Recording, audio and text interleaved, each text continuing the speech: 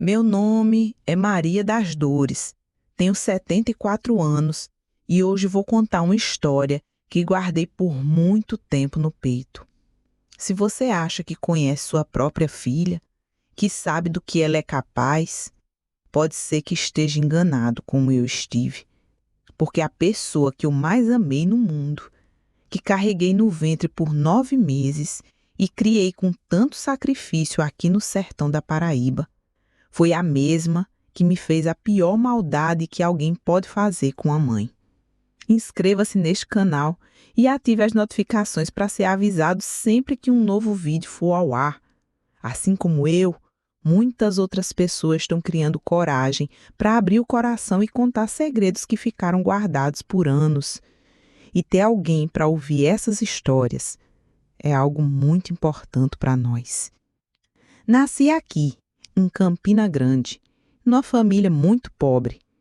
Meu pai trabalhava na feira, carregando saco de feijão e milho nas costas, e minha mãe lavava a roupa para fora. Desde pequena aprendi que a vida não dá nada de graça para a gente. Com 15 anos, já estava trabalhando em casa de família, e foi assim que conheci meu marido, José Antônio, que era pedreiro.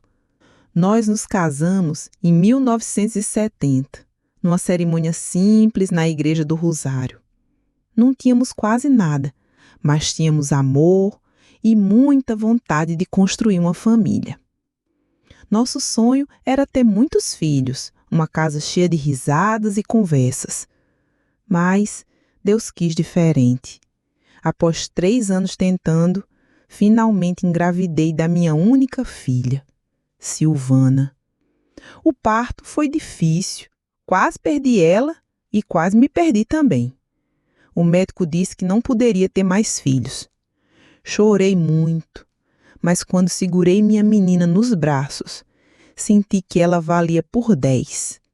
Era pequenininha, mais forte e tinha os olhos mais bonitos que já vi na vida. Prometi ali mesmo que faria de tudo para que ela tivesse a vida que eu nunca tive. José Antônio era um homem bom, trabalhador, mas a obra é uma profissão que não dá garantia de nada. Às vezes passávamos semanas inteiras sem ele conseguir serviço, principalmente nos meses de inverno, quando as chuvas impediam as construções. Nesses períodos difíceis, eu vi o desespero nos olhos dele, a preocupação de não conseguir sustentar a família. Mas ele nunca baixava a cabeça, sempre saía de manhã procurando trabalho, batendo de porta em porta, oferecendo seus serviços. Foi assim que eu comecei a fazer doces para vender. Aprendi com minha sogra, Dona Nadi, que fazia os melhores bolos de milho da região. Cocada, pamonha, bolo de macaxeira, pé de moleque, qualquer coisa doce que pudesse render alguns trocados. Levantava às 4 da manhã para acender o fogão a lenha, preparava tudo com o maior cuidado e depois saía de porta em porta no centro da cidade, carregando uma cesta pesada debaixo do sol escaldante de Campina Grande. As pessoas do centro já me conheciam. Lá vem a Maria dos Doces, diziam as senhoras que compravam minha cocada para tomar com café da tarde. Era um trabalho cansativo, mas honesto, e cada centavo que ganhava ia direto para o sustento da casa e principalmente para o futuro da minha Silvana. Silvana crescia vendo minha luta diária, vendo o pai dela chegar em casa sujo de massa corrida e cimento, vendo eu contar moedinha por moedinha na mesa da cozinha para ver se dava para comprar o material escolar dela. Sempre fui muito carinhosa com ela, cobria de beijos e abraços, mas também era rigorosa quando precisava. Queria que estudasse, que tivesse educação, que fosse diferente de mim. Sonhava que um dia ela pudesse trabalhar sentada, de roupa limpa, sem precisar suar debaixo do sol. Quando ela completou 7 anos, conseguimos, com muito sacrifício, colocar ela no Colégio Santa Teresa, uma escola particular que ficava no centro da cidade. Era caro demais para nossa condição, A mensalidade custava quase metade do que José Antônio ganhava quando tinha serviço. Mas eu fazia faxina extra nos fins de semana, limpava a casa de 3 famílias diferentes e ainda vendia doces na feira aos domingos para conseguir pagar. Descubrí esto hace poco tiempo, cuando una antigua vecina de mi pueblo encontró a Esperanza en la Ciudad de México y preguntó por mí. Esperanza le dijo que yo había muerto el año pasado, que había sido muy difícil, que prefería no hablar del tema. La vecina se quedó impactada porque sabía que yo estaba viva. Vino a buscarme y me contó todo. En ese momento entendí hasta dónde fue capaz de llegar mi hija para deshacerse de mí. Y aquí viene lo que más me duele el corazón. Hace unos meses me enteré por casualidad que tengo un nieto. Esperanza tuvo un hijo hace 5 años, un niño que ahora debe estar empezando la primaria. Mi nieto, la sangre de mi sangre, que nunca he podido abrazar, que nunca ha escuchado mi voz, que no sabe que tiene una abuela que lo amaría más que a su propia vida. Ese niño cree que su abuela paterna es su única abuela. Probablemente Esperanza le dijo que su otra abuela murió antes de que él naciera. Mi propio nieto está creciendo con esa mentira y eso me rompe el alma cada día. A veces me quedo despierta en las noches pensando en él. ¿Cómo será? ¿Se parecerá a Esperanza cuando era pequeña? ¿Le gustarán los dulces como a su mamá? ¿Será inteligente, curioso, travieso? Todas esas preguntas que una abuela debería poder responder por experiencia propia, yo solo puedo imaginarlas. Es el dolor más grande que cargo. No es solo que perdí a mi hija, es que perdí la oportunidad de ser abuela. Perdí esos momentos únicos, cargarlo cuando era bebé, verlo dar sus primeros pasos, escuchar sus primeras palabras, contarle cuentos, enseñarle a hacer mis dulces tradicionales, platicarle sobre su abuelo Miguel Ángel, que habría estado tan orgulloso de él. ¿Saben lo que más tristeza me da? No es la mentira que ella cuenta a los demás, es saber en su corazón que yo realmente morí. La mamá que ella una vez amó, que la cuidó, que se sacrificó por ella, esa mamá ya no existe para ella. Y peor aún, mi nieto nunca podrá conocer a esa abuela que tanto amor tenía guardado para él. Pero elegí vivir, elegí tener una vida digna, con personas que me valoran de verdad. Aprendí que familia no solo es sangre, es quien se queda a nuestro lado, quien nos respeta, quien nos ama sin interés. Hoy tengo una familia nueva, mis vecinos, las amigas de la parroquia, las personas que compran mis dulces en el mercado. Ellas saben quién soy, conocen mi historia y me aman como soy. Si Esperanza prefirió declararme muerta, tal vez sea mejor así. Por lo menos ahora puede vivir en paz con sus mentiras, y yo puedo vivir en paz con mi verdad. Y si un día, cuando sea vieja como yo, necesite cuidado y cariño, tal vez entienda lo que perdió. Pero ahí va a ser demasiado tarde, porque algunas heridas no cicatrizan, algunos abandonos no se perdonan. Y lo que más me duele es pensar que tal vez un día mi nieto se entere de la verdad.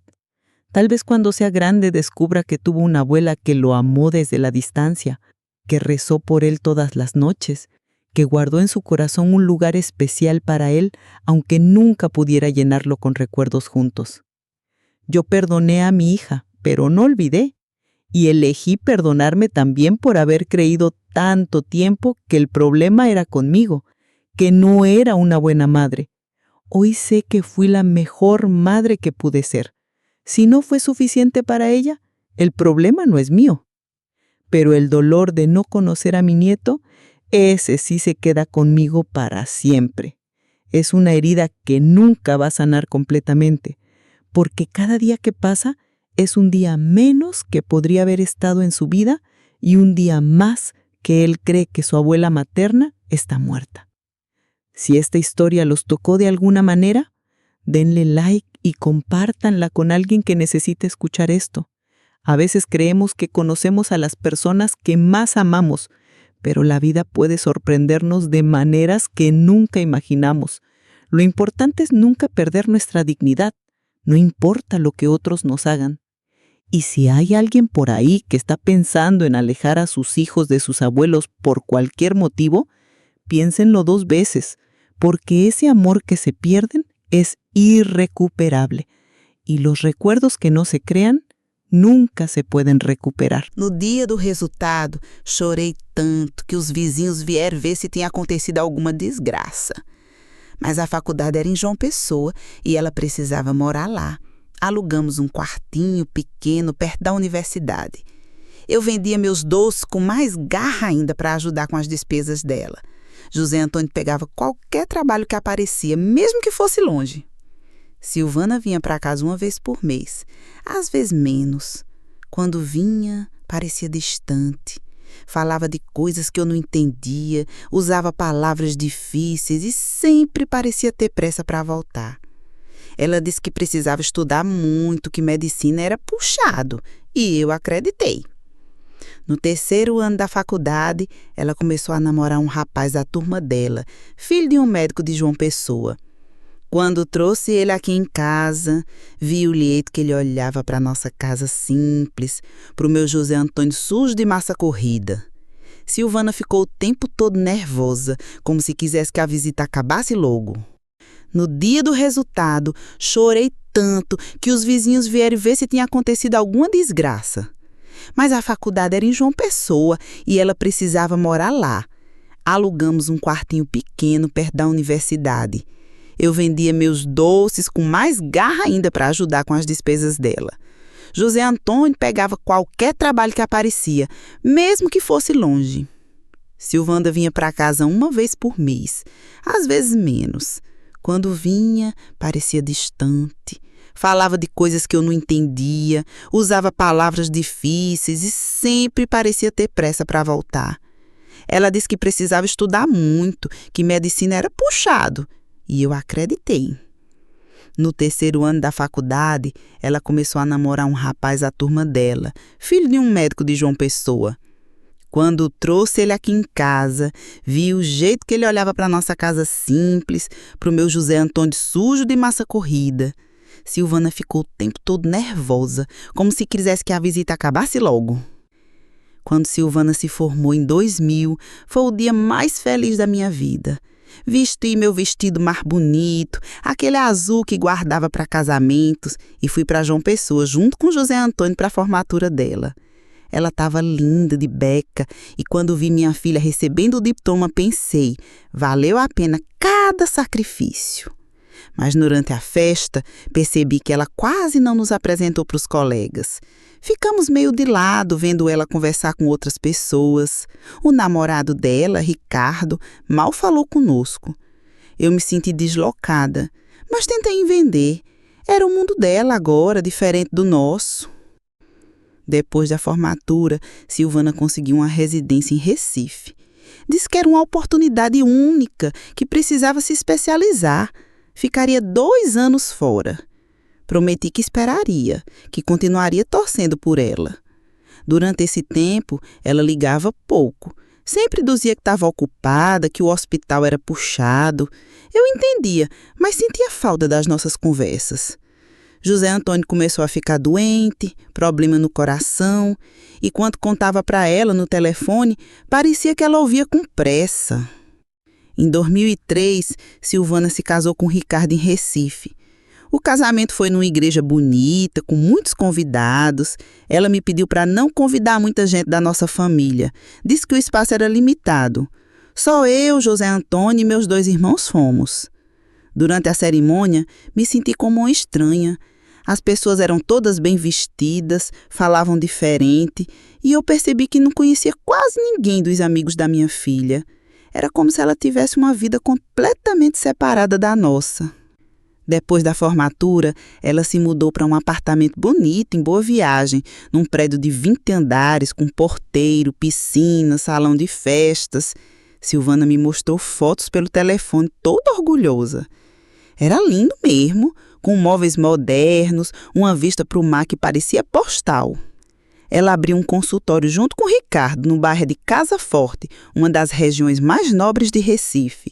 Ginecologia e obstetrícia, Dr. Ricardo Mendes e doutora Silvana Mendes. Dizia a placa. Até o sobrenome ela mudou. Não era mais. Eu liguei para Silvana chorando, desesperada, mal conseguindo falar direito.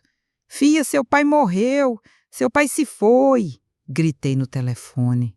Ela ficou em silêncio por alguns segundos, depois disse: Mãe, eu vou para aí. Calma, eu vou chegar logo. Mas ela só chegou no dia do enterro, na tarde de terça-feira.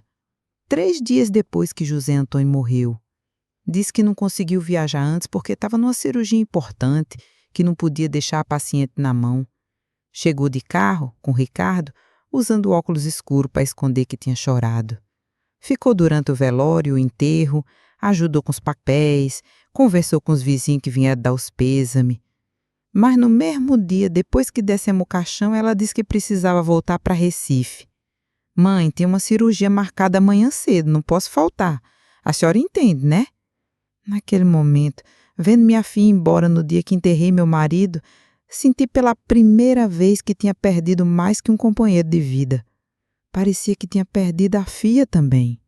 Fiquei sozinha, na casa vazia, cercada pelos vizinhos que tentavam me consolar, mas sentindo um vazio enorme no peito. Dona Socorro ficou comigo naquela primeira noite. Dormiu no sofá da sala para eu não ficar sozinha. Maria, sei que é difícil, mas a Silvana é médica, tem responsabilidades. Ela volta logo para te ver, disse tentando me animar. Mas eu sabia no coração que alguma coisa tinha mudado para sempre entre nós duas. Depois que José Antônio morreu, a solidão bateu de uma forma que eu nunca tinha experimentado na vida. 43 anos casada.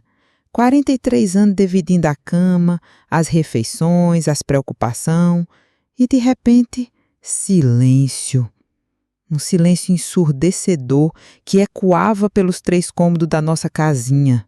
Fiquei sozinha na casa onde construímos nossa vida juntos. Cada canto tinha uma lembrança.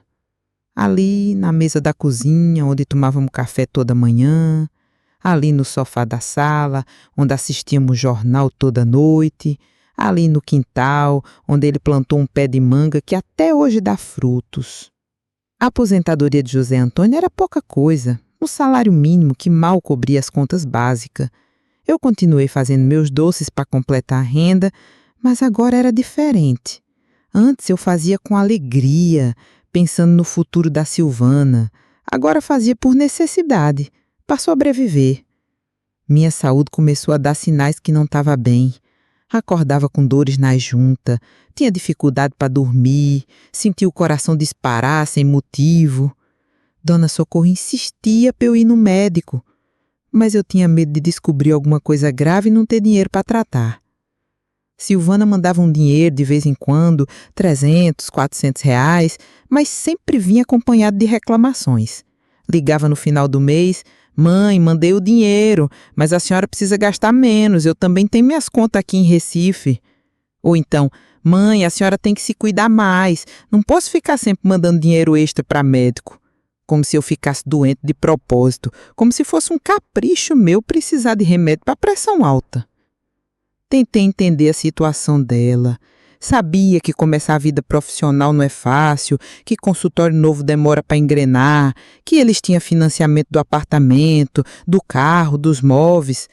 Mas eu só queria sentir que ainda tinha uma filha, alguém que se importava comigo. As ligações foram ficando mais raras e mais frias.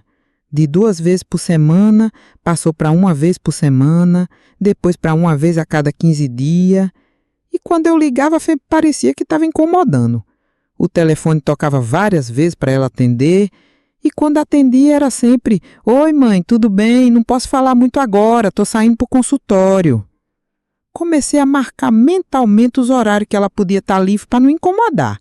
Não ligava de manhã, porque sabia que estava no consultório, não ligava à tarde, porque podia estar em cirurgia, não ligava à noite, porque devia estar cansada. Mas mesmo assim, sempre parecia ser hora errada. Em 2008, minha saúde piorou de vez. diabetes tipo 2, hipertensão, problemas na coluna por causa dos anos carregando peso. Precisei de uma série de exames caros, tomografia, ressonância, exames de sangue específicos.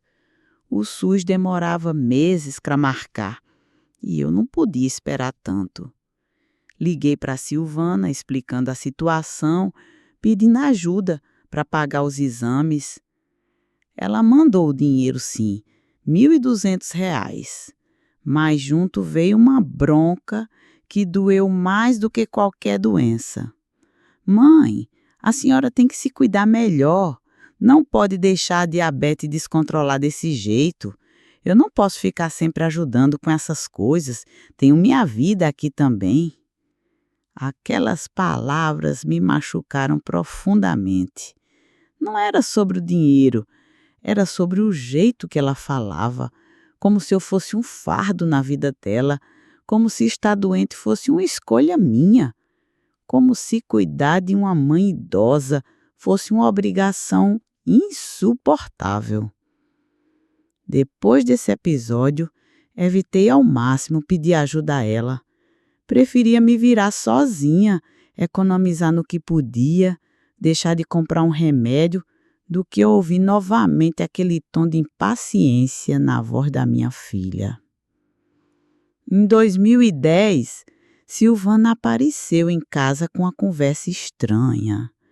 Disse que estava preocupada comigo, que eu não podia ficar sozinha numa casa velha, que qualquer coisa podia acontecer.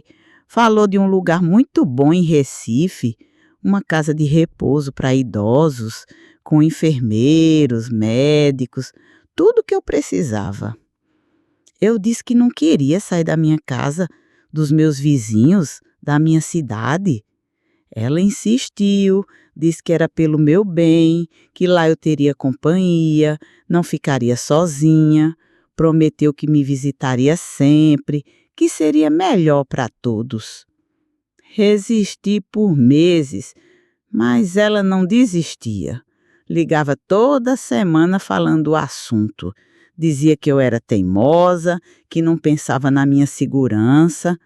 Até que um dia ela chorou no telefone. Disse que não dormia direito pensando em mim sozinha, que como médica ela sabia dos riscos. Aquele choro me convenceu. Pensei, se ela está assim, preocupada, talvez seja melhor mesmo. Talvez lá, perto dela, a gente se aproxime de novo. Em março de 2011, Silvana veio me buscar. Empacotamos minhas coisas mais importantes e fomos para Recife. A casa de repouso era bonita, limpa, com jardim e tudo. Ela me apresentou para as enfermeiras, conversou com a diretora, me instalou num quarto que dividia com outra senhora.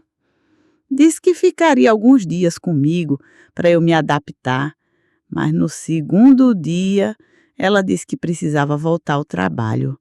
Prometeu que viria me ver no fim de semana. O fim de semana chegou e ela não apareceu. Ligou dizendo que tinha tido uma emergência no hospital. Na semana seguinte, a mesma coisa. Quando finalmente veio, ficou menos de 1 hora, disse que eu estava bem cuidada, que era melhor assim. Os dias na casa de repouso eram longos. A comida era boa, os cuidados também. Mas eu sentia falta da minha casa, dos meus vizinhos, da feira de Campina Grande. As outras idosas tinham visitas regulares dos filhos, netos. Eu só tinha Silvana e ela vinha cada vez menos. Depois de 6 meses na casa de repouso, aconteceu algo que mudou tudo. Uma das enfermeiras, Valdete, era de Campina Grande também. Um dia ela me disse: Dona Maria, a senhora conhece a doutora Silvana há muito tempo? Eu disse que ela era minha filha. Valdete ficou estranha. Disse que não sabia. Perguntei por que ela falou aquilo e ela me contou que tinha ouvido Silvana conversando com o marido no corredor. Eles estavam discutindo sobre dinheiro e ela tinha dito que não aguentava mais gastar com casa de repouso para mim. Mas o que mais me doeu foi o que veio depois. Valdete disse que ouviu Silvana falando que eu não era realmente mãe dela, que ela tinha sido adotada quando pequena e que agora que José Antônio tinha morrido, ela não tinha mais obrigação comigo. Meu mundo desabou naquele momento. Eu sabia que aquilo era mentira. Eu lembrava do parto, de cada momento da gravidez, de cada dia cuidando dela. Mas entendi que minha filha estava inventando essa história para se livrar de mim sem sentir culpa. Na semana seguinte, quando Silvana veio me visitar, resolvi confrontar ela. Perguntei se ela realmente achava que eu não era mãe dela. Ela ficou vermelha, gaguejou, disse que Valdete tinha entendido errado, mas eu vi no olho dela que era verdade. Ela estava inventando essa história, provavelmente para o marido, para as amigas, para quem quisesse ouvir. Era mais fácil dizer que eu era uma adotada que virou um peso do que assumir que estava abandonando a própria mãe. Naquele dia, eu disse para ela: Silvana, você pode negar que sou sua mãe para os outros, mas você sabe a verdade. Você sabe que eu carreguei você no ventre, que quase morri no seu parto, que vendi tudo o que tinha para pagar seus estudos. Um dia essa mentira vai voltar para te atormentar. Ela saiu braba, disse que eu estava delirando, que era coisa da idade. Mas eu vi o desespero no olho dela. Ela sabia que eu sabia. Até aqui, eu juro que não sei se agi certo. Me conta nos comentários. Você teria feito diferente? Porque o que aconteceu depois foi algo que nem eu esperava. E mudou tudo entre nós duas para sempre. 3 meses depois daquela conversa, Silvana parou de me visitar completamente. Mandava dinheiro para a casa de repouso, mas não aparecia mais. Eu estava resignada, achando que tinha perdido minha filha para sempre, quando algo inesperado aconteceu. Um advogado apareceu na casa de repouso procurando por mim. Doutor Fábio. Um senhor elegante que disse representar o espólio de uma pessoa que tinha morrido em João Pessoa. Eu não fazia ideia do que ele queria comigo. Ele me explicou que uma senhora chamada Eulália Ferreira tinha morrido no ano anterior e deixado um testamento. Nesse testamento, ela deixava uma casa e uma quantia em dinheiro para mim, Maria das Dores da Silva. Eu fiquei confusa. Não conhecia nenhum Eulália Ferreira. O advogado me mostrou uma foto e aí eu me lembrei. Era a dona Lalá, uma senhora que eu cuidei por 2 anos quando Silvana era pequena. Ela era sozinha, não tinha família. E eu fazia a limpeza da casa dela e preparava as refeições. Ela tinha se afeiçoado muito a mim e a Silvana. Dona Lalá sempre dizia que eu era como uma filha para ela, que Silvana era como uma netinha. Quando ela foi ficando mais debilitada, precisou se mudar para uma clínica e perdemos o contato. Eu nunca imaginei que ela tivesse se lembrado de mim num testamento. O advogado me explicou que a casa era simples, mas bem localizada em João Pessoa, e que havia também uma conta poupança com um valor considerável. Tudo isso ela tinha deixado para mim, em gratidão pelos cuidados que recebi dela. Com essa herança inesperada, eu tinha agora uma casa para morar e dinheiro suficiente para viver com dignidade. Não precisava mais ficar numa casa de repouso custeada pela minha filha. Podia ter minha independência de volta. Conversei com a diretora da casa de repouso e comuniquei que estava saindo. Ela ficou surpresa, perguntou se Silvana sabia. Eu disse que não, que ia ser uma surpresa. No dia que saí, deixei apenas um bilhete para Silvana. Filha, não precisa mais se preocupar comigo.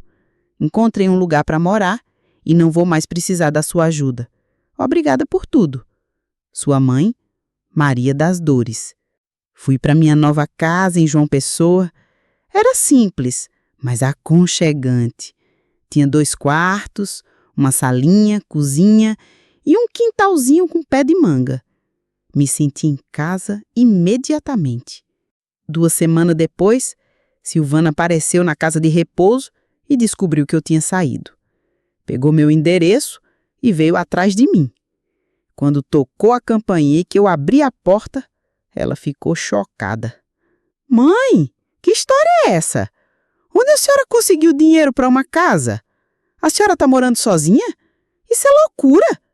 Expliquei sobre a herança da dona Lalá, que eu tinha decidido voltar a ter minha própria vida. Ela ficou desconfiada. Disse que pessoas da minha idade não deviam morar sozinhas, que podia acontecer qualquer coisa. Mas eu percebi que a preocupação dela não era comigo. Era com o que as pessoas iam pensar. Como é que uma médica deixa a mãe morar sozinha? O que os colegas iam dizer? Ofereci café a ela, mas ela estava agitada. Disse que ia procurar outro lugar para mim, que ia resolver aquela situação, mas eu fui firme. Silvana, agora eu tenho minha casa e meu dinheiro. Não preciso mais de você para nada. Pode viver sua vida em paz. Nos meses que se seguiram, construí uma nova rotina. Fiz amizade com os vizinhos, voltei a fazer meus doces para vender na feira do bairro. Não era por necessidade, mas porque gostava. Comecei a participar de um grupo da terceira idade na igreja local. Silvana ligava de vez em quando, sempre insistindo que eu devia voltar para uma casa de repouso. Dizia que estava preocupada, que eu podia cair, passar mal, ficar doente. Mas eu percebia que era mais sobre a imagem dela do que sobre mim. Um dia, uma vizinha me contou que tinha visto Silvana conversando com um corretor de imóveis na rua. Eles estavam olhando para minha casa e conversando. Aquilo me deixou alerta. Em dezembro de 2012, aconteceu algo que me deixou muito assustada. Silvana apareceu em casa acompanhada de outro médico, um psiquiatra. Disse que estava preocupada com meu estado mental, que eu estava apresentando sinais de confusão, esquecimento. O médico fez algumas perguntas, observou a casa, conversou comigo. Eu respondi tudo normalmente. Mostrei que estava lúcida, expliquei sobre minha rotina, mas percebi que Silvana tinha preparado aquela situação. Depois que o médico saiu, ela disse que ele tinha recomendado que eu fosse internada numa clínica psiquiátrica, que era perigoso eu ficar sozinha. Eu fiquei desesperada. Sabia que se fosse internada, perderia minha casa, minha liberdade, tudo. Disse para ela que não ia aceitar, que estava bem, que tinha direito de viver onde quisesse. Ela ficou brava, disse que como médica ela sabia o que era melhor para mim, mas eu não cedi. Depois daquela situação, procurei ajuda. Fui num advogado público e contei o que estava acontecendo. Ele me explicou que ninguém podia me internar contra minha vontade se eu estivesse lúcida e capaz. Me aconselhou a fazer alguns exames para comprovar minha sanidade mental e consegui laudos médicos atestando que estava apta a viver sozinha. Fiz tudo o que ele pediu e todos os resultados comprovaram que eu estava bem. O advogado também me ajudou a fazer um testamento, deixando minha casa para uma instituição de caridade. Disse que era importante ter tudo documentado, caso alguém tentasse questionar minha capacidade no futuro. Em 2013, a verdade sobre as intenções de Silvana veio à tona de uma forma que eu não esperava. Minha vizinha, Dona Socorro, me contou que tinha ouvido uma conversa entre Silvana e o marido no portão da minha casa. Eles estavam discutindo sobre dinheiro.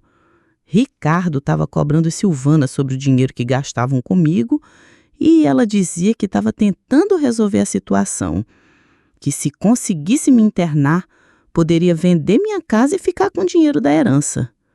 Dona Socorro disse que ouviu Silvana falando que eu não ia viver muito mesmo, que era melhor garantir o dinheiro antes que eu gastasse tudo ou deixasse para outras pessoas. Quando eu ouvi isso, senti como se tivesse levado um soco no estômago. Minha própria filha estava planejando me tirar tudo que eu tinha, usando minha suposta incapacidade mental como desculpa. Depois de descobrir a verdade, tomei uma decisão difícil.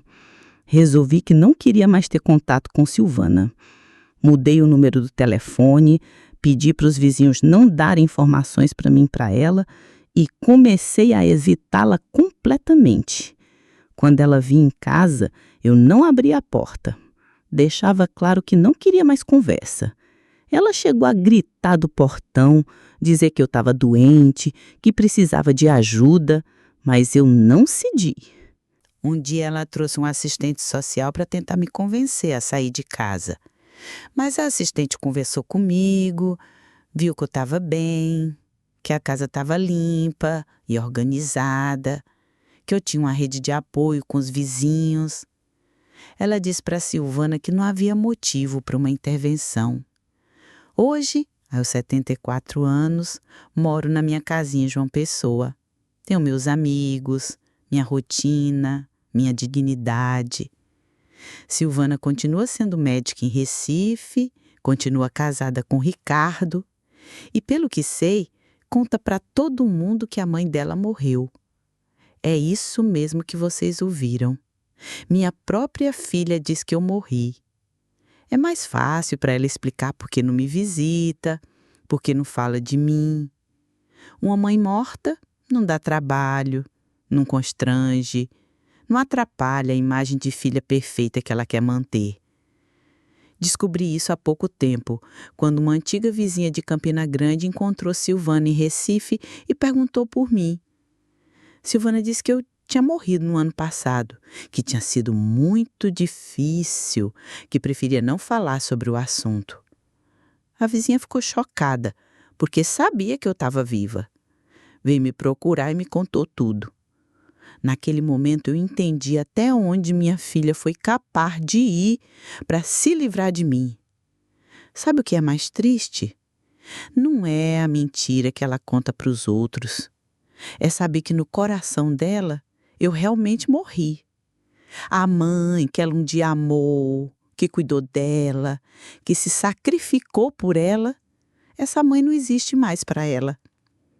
Mas eu escolhi viver. Escolhi ter uma vida digna, com pessoas que me valorizam de verdade. Aprendi que família não é só sangue, é quem fica do nosso lado, quem nos respeita, quem nos ama sem interesse. Hoje eu tenho uma família nova, meus vizinhos, as amigas da igreja, as pessoas que compram meus doces na feira. Elas sabem quem eu sou, conhecem minha história e me amam do jeito que sou.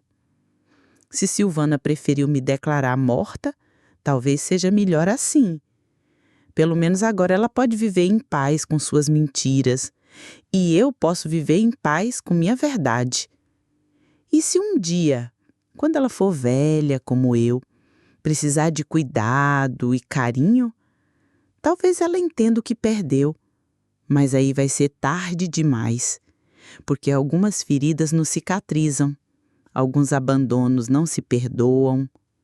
Eu perdoei minha filha, mas não esqueci.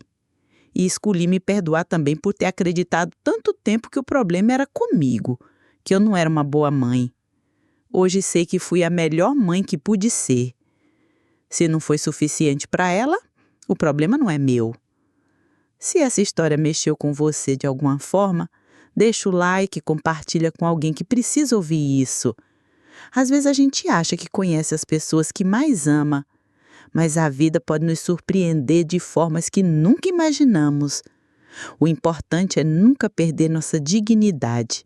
Não importa o que os outros façam conosco. Obrigada por assistir a essa história.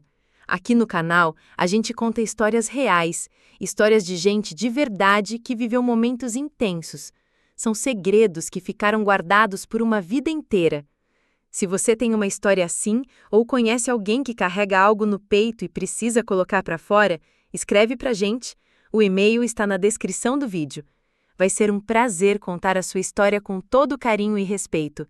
E se essa história mexeu com você de alguma forma, inscreva-se no canal, deixe o like e compartilhe com alguém.